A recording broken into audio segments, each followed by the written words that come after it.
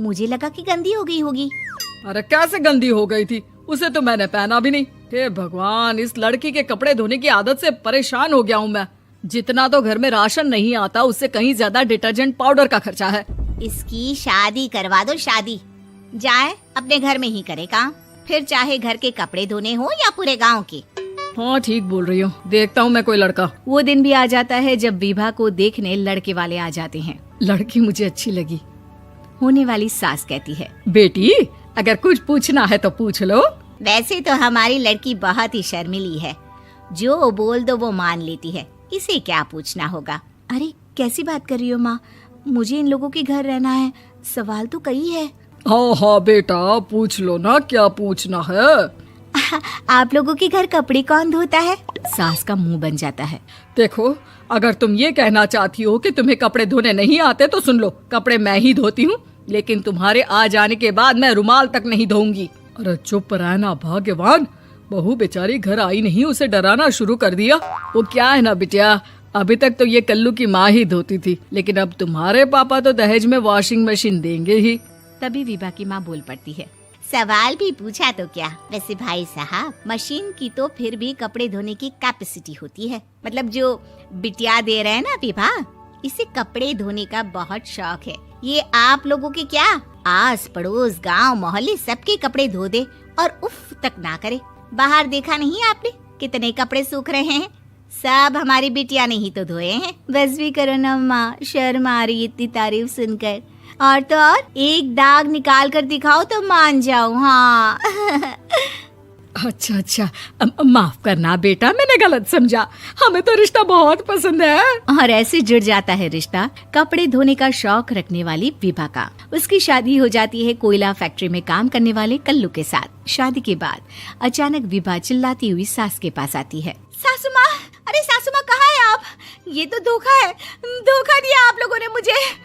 इसे ससुर के चक्कर के बारे में पता चल गया। अरे तो उसमें तुझे क्यों धोखा मिला है? अरे नल में पानी नहीं आता, कपड़े कैसे कब धुलेंगे? अच्छा अच्छा, तू पानी नहीं आ रहा उसकी बात कर रही है। तो आपने क्या सोचा? कुछ नहीं। अच्छा तेरी माँ ने कहा था कि कपड़े धोने का शौक है तुझे, याद आया मुझे। शौक शौक बोलकर कपड़े धोने वाले मेरे जुनून को कम ना आके सासू माँ, कपड़ा धोना मेरा गुरूर है। तभी पति भी वहाँ आ जाता है। अभी अभी मैंने इसे सनी देओल की फिल्म दिखाई है, उसी के डायलॉग मार रही है माँ। अच्छा सुन, साफ साफ बता रही हूँ, पानी सुबह 4 से 6 और शाम को 10 से 12 आता है, समझी? विभा टाइमिंग सुनकर हैरान हो जाती है। ये क्या भूतों का मोहल्ला है? सुबह 4 बजे उठकर कौन कपड़े धोता है? 4 बजे टंकी में पानी जाता है, फिर सारा दिन धोना ना, किसने मना किया? अरे कैसी बात कर रही हैं? 200 लीटर की टंकी में कितने कपड़े धो लूंगी मैं, सुबह ही उठ जाऊंगी मैं। अब क्या था, विभा सुबह 4 से लेकर रात के 12 बजे तक कपड़े ही धोती रहती। एक रोज सास पड़ोस से निकलकर कहीं जा रही होती है कि साथ वाली कहती है, हाँ कल्लू की माँ, जरा ये बताओ कि 2 साड़ी है, 2 ब्लाउज और एक पेटीकोट और एक नाड़े वाला लंबा कच्छा।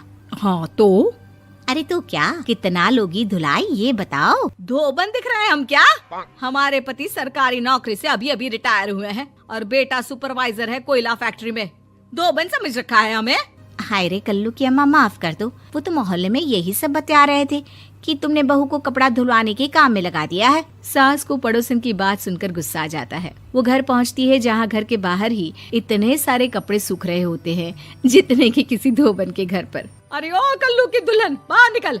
माँ जी यहीं आ जाओ, बाथरूम में चादर धो रहे हैं हम। अरे अभी हम धोते हैं, तुमको बाहर निकलो। ये आस पड़ोस वाले बोल रहे हैं कि हम बहू से कपड़े धुलवा धुलवा कर उसे कपड़ा धोने वाली बना दिए हैं। अरे छोड़ो ना माँ जी, किन लोगों की बातों में आती हो? आस पास के लोगों का तो काम ही होता है कि वो किसी तरह सास बहू को लड़ा दे। बहू सारे घर के कपड़े धोती है, ये क्या कम है? बोलिए। सास को भी लग जाता है कि वो बहू का ये सनकीपन नहीं छुड़वा सकती, इससे अच्छा है कि खुद ही चुप हो जाए। एक रोज सास और बहू मंदिर जाते हैं, जहाँ सास की साड़ी वहाँ खड़ी भीख मांगने वाली से मिलती है। माँ जी क्या बात है, आपकी साड़ी उस भिखारन से कितनी मिल रही है ना? हाँ हाँ देखो तो, दोनों की साड़ी मिल रही है। क्या बात है कल्लू की अम्मा, तुम खुद को तो अफसर की बीवी बताती हो और ऐसी सिंपल सी प्लेन साड़ी पहनकर घूमती हो। सिंपल और प्लेन नहीं है ये साड़ी। तो क्या सोने के धागे से फूल बने हैं? कुछ भी सासू माँ, कुछ भी। हाँ, बने थे इस साड़ी में सोने के धागे से फूल। मेरे पति लेकर आए थे मद्रास से स्पेशली मेरे लिए 10,000 की। ताहे भाई साहब इस भिखारन के लिए भी सेम टू सेम साड़ी लेकर आए होंगे 10,000 की।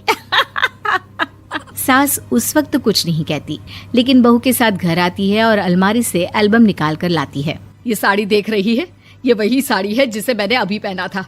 इस साड़ी में ये जो चमकदार फूल दिख रहे हैं ना, ये सोने के धागों से काढ़े गए हैं। लेकिन तू लोकल वॉशिंग मशीन ब्रश से घिस घिस कर सारे फूलों को निकाल कर साड़ी प्लेन कर दी।